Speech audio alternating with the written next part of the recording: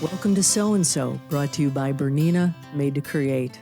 I'm Meg Goodman, and today you're in for an insider's look at a fresh and exciting addition to the sewing and quilting community, Linda Z's first ever Fall Fest of Sewing, Embroidery, and Quilting. In this episode, we'll journey through lively conversations with organizers, vendors, educators, and attendees, each sharing the story of how this remarkable event came to life. It's rare that a brand new event makes such a splash in the sewing world, and you're about to experience something truly special. From October 17th to 19th, 2024, we gathered in Glenview, Illinois, where Linda Z's festival brought together enthusiasts and experts alike for an unforgettable weekend. Vendors showcased the latest sewing tools and products, renowned educators shared their craft, and we were even treated to a special concert by the legendary Ricky Timms. This was a gathering of passion, creativity, and community, and we were thrilled to capture it all in person. Let's start at the beginning. How did this vision turn into reality? We'll go straight to the source, Linda Z herself, to find out. It's a new concept. And in the sewing industry today, because things change, if you're not going to change, you won't be around. And so we decided that since we didn't have any shows in Chicago, we needed to do something different. In order to be able to do something like this, you're talking probably good $100,000 just an investment. And we can't do that. We just can't put that kind of investment into it. So we looked around. My daughters are the ones that really found this. And they said, if we can find a venue that isn't too terribly expensive, I mean, it's going to be some dollars to invest, but where we could show off these products and really show them the way they need to be shown, bring in vendors, bring in fabric people, bring in notion people, bring in scissors and, all the little things that are really fun in the sewing industry and make people really want to be there. The Tilda quilts, they are from Norway. They're just beautiful what they've done. So when we found this venue, or they did, we walked through it and I looked at it and I said, okay, this is where we need to be. There are some other very notable people who will be teaching Right. in the classrooms here. Would you tell us about some of them? Sure. We have Pam Massey, and Pam, is just a world-renowned lady, and she's in charge of worldwide overlockers for Bernina. She has 20 of the white quilting machines, sergers, and again, that's introducing people to the world of quilting with a serger. People didn't even know you could do that. They think, oh, the seams are going to be bulky. They're not. They're thin. They're beautiful. It's much faster. Then we have the other 5 or 6 machines in there are the regular overlocker in the black. And what we did is we pre-sold a lot of these machines. We told people we were going to have them available. They put their $1,000 down. They could go ahead and claim it and take it home with them. And that's what's happened here. There are many, many of these machines that will be going home with them after the classes on Saturday. We also have a couple of our own staff that are in the long arm room, the sit down, and that is Sue Ellen, we have Jane, we have Debbie, we have Betsy. I mean, there's like 4 major quilters, and they all do different types of quilting. One, Michelle Maury-Babel, just finished on her 990. She took a quilting design. Now, for those of you who are quilters, you'll understand what I'm talking about. Off of her long arm, and she took that design and put it into her 990 and did all the borders around her quilt on her regular home sewing machine, her new 990. So we do have some really fabulous, talented people that are here. I'm just excited to have them.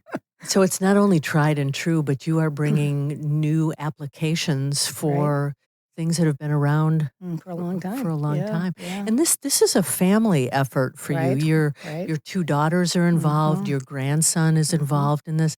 Tell us a little bit about the family involvement in your business. Well, Debbie and Tracy are my daughters, and they weren't ever going to be involved in the business. My husband was a trader at the Chicago Board of Trade, and they all worked for him down in the markets down there.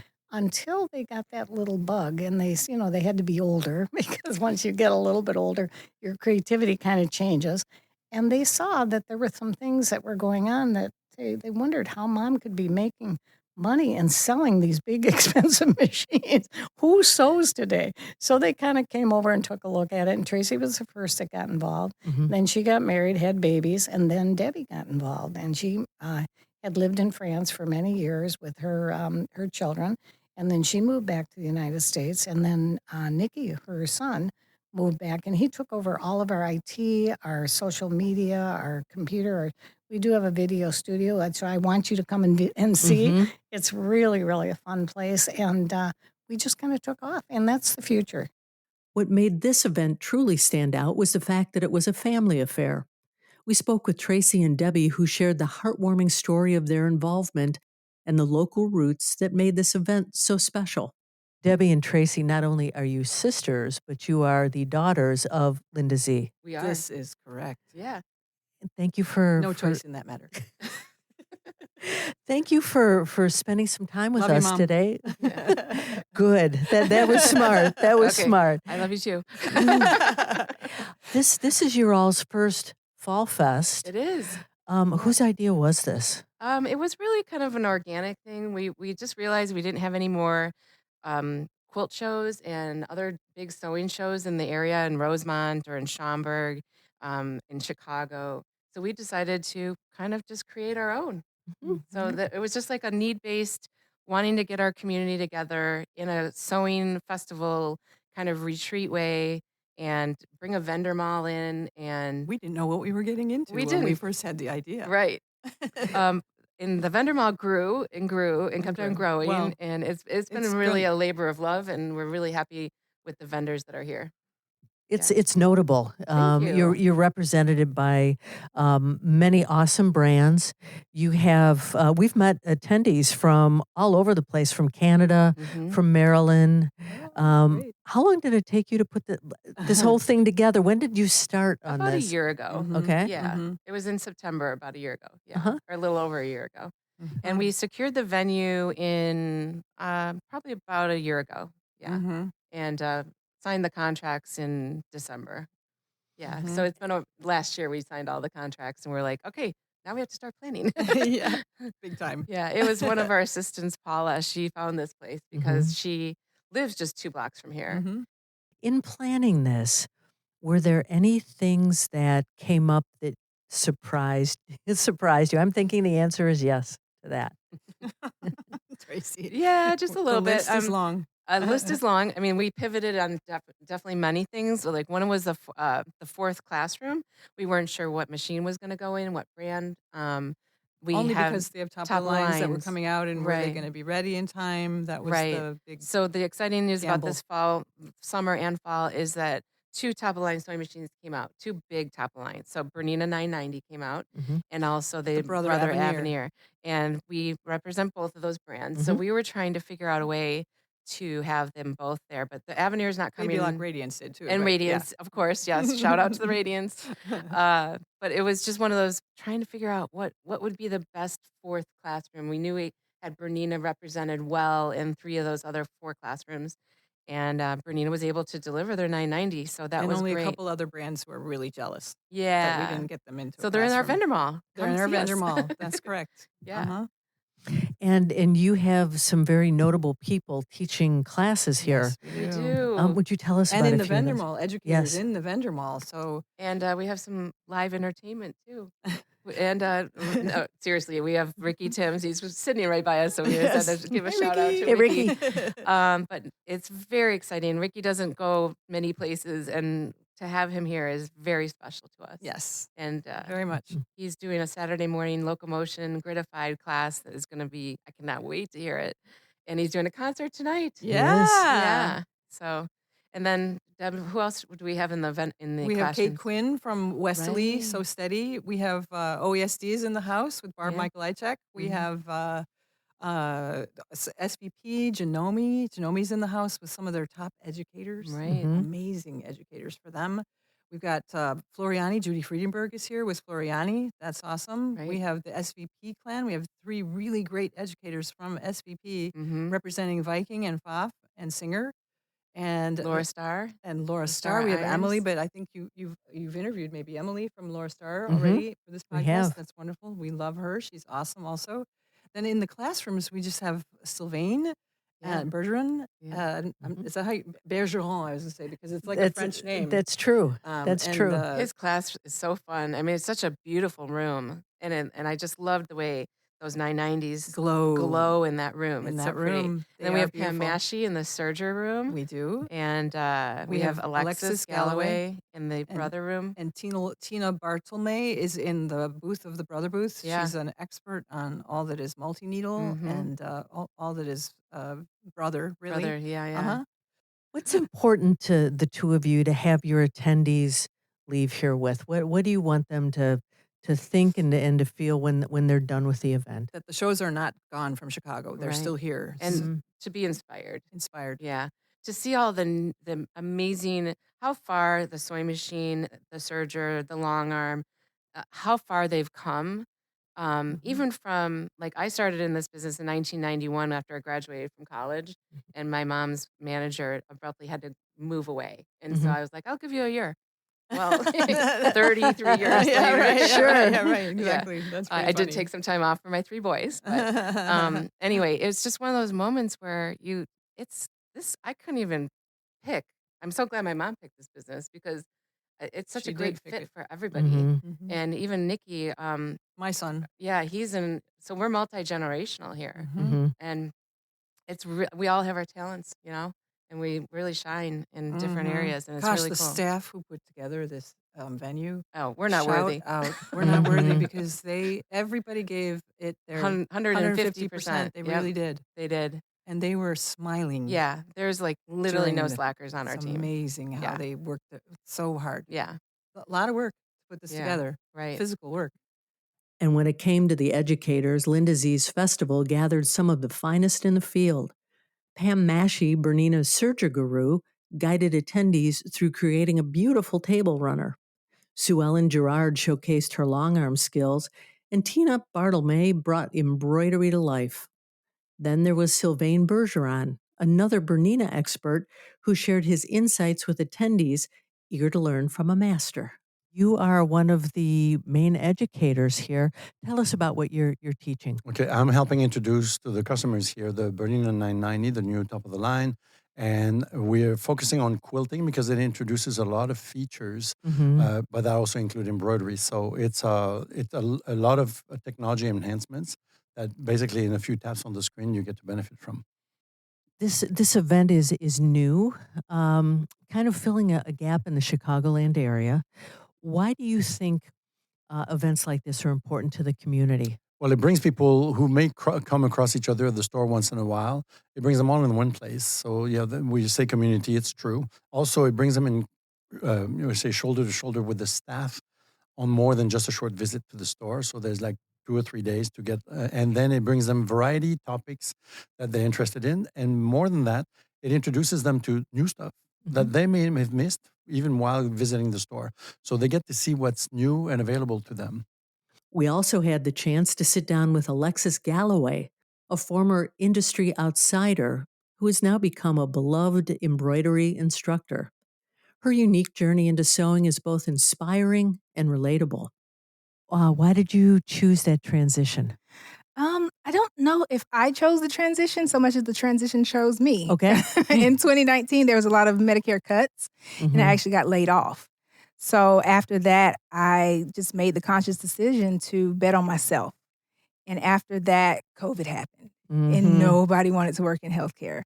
It was just a scary time, but I had the option to do PRN or to continue to work for myself, and I just stayed on that road of entrepreneurship. And why did you choose embroidery and what you're doing now?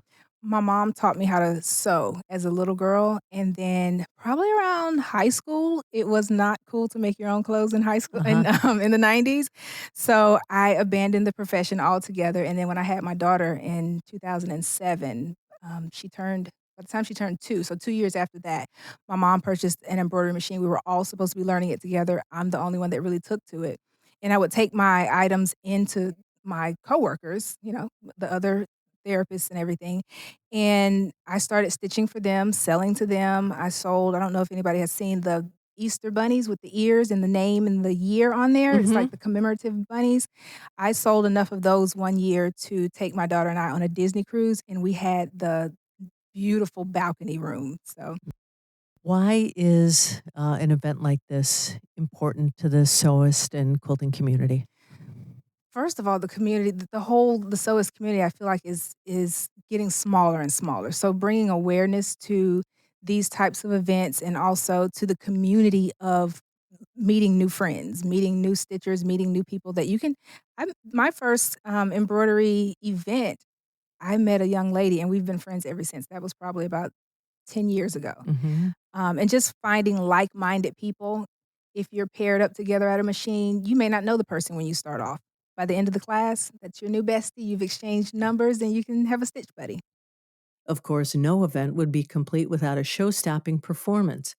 Ricky Timms not only taught an exclusive seminar, but also performed one of his famous concerts, A Bag Full of Scraps, captivating the audience with his talent and charisma. So excited to be here. I don't get out so much anymore. I mean, things have changed since COVID, and I'm of an age where I'm kind of picking and choosing. I am not retired. I'm still getting out, but this is exciting. So exciting to be with everybody. On Saturday, I am doing a masterclass lecture on locomotion slash gridified, which is two different topics, but two things that I love to teach. And so I'll be sharing both of those things with everybody. Would you tell us a little bit more about what that is exactly? So locomotion is the name I have given to a process of designing and creating curved designs, curved seams. It's piecing, it's not applique, and they're gentle and flowing curves. But I do all the precision piecing with a no pins precision curved piecing technique that does not require 1/4 inch seams, which are the bane of quilters, period. So you get to be precise. You're not dealing with 1/4 inch seams. And I absolutely jump for joy because I see successful students all the time in my online classes doing this. I take them from the beginning to the end. And so I love talking about that. And then the gridified is basically making an artful quilt, usually a wall quilt of some kind, that is made using traditional blocks, like a 4-patch or a 9-patch or a half square triangle, but it's the placement of the fabrics that they come in to create a barnyard scene or a little garden scene. And they may make a couple of paper pieced theme blocks, like a tulip or a cat or something like that. But then they fill in all around it with their traditional blocks. It's just that the blocks are not colored the typical way you would color blocks for a traditional quilt. And it's really fun to see the results. And as we always enjoy catching up with past so-and-so guests, we also got to ask Ricky what he's been up to. Basically, I've just continued to do my online classes. I've done a little bit of traveling, not a lot, but Hugo and I went to Ireland with a tour group, and that was really fun. We're headed to Portugal and Spain next May if anybody's interested in going with us. Okay, there's an invitation. A few slots left for that tour. And of course, Hugo's Portuguese, and so he'll lead us on a wonderful trip. I'm really looking forward to it. But other than that, I'm just chilling on the mountain. I am making quilts. I've been working lately on a very significant quilt, and can't wait to get it finished so I can get it out there for everybody to see. As we spoke with attendees, their enthusiasm was palpable. Nita Davis, a local resident, was excited about trying out new machines, while Lisa from Niagara Falls, Ontario, was thrilled to learn advanced techniques. And Loretta Turner flew in all the way from Maryland, bringing her own mission and a bit of an ulterior motive. The prospect of learning new things and trying out different machines. How to do serging for a tablecloth, not just serging clothes. Well, two things. I could get uninterrupted time to do what I love, what I have a passion for, sewing, embroidery, quilting. And I have a granddaughter who lives here, and I needed to check on her. The event saw strong support from Bernina of America, with District Manager John Carr sharing why events like this are so important to the company. Well, Meg, we're launching our new 990 here, and this is a premier launch of our new top of the line in a major venue. And as always, Linda Z is one of the top dealers in the country with multiple brands. She started with Bernina, and it's an excellent venue, and we've got some great teachers, world-class teachers here. So it's all around a great opportunity for all of us that are here. So there are some special teachers here representing Bernina. Pam Mashi, Sylvain Bergeron is here. Tell us about some of the things that they'll be teaching during this event. Sylvain is actually going to be in our 990 classroom, so he is really walking people through all the new things that are on our new top of the line.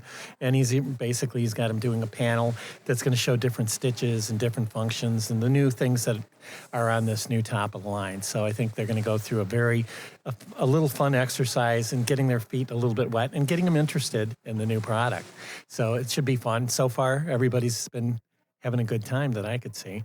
And of course, Pam is a world-renowned teacher, serger expert extraordinaire. We're so glad that we have her with us. And the students that are attending here are making a table runner for fall on the serger. So we're trying to get that help quilters get that mindset that a serger is more than just garment. It's really transitioned, and we've got our top-of-the-line serger in this room also. So they're having a good time, and I know they're going to love the project. In addition to Bernina, OESD was in the house. Here's Barb McKellichek. So we are strictly embroidery. Everything we make is made for the embroiderer to do their job better and easier and with more excellence.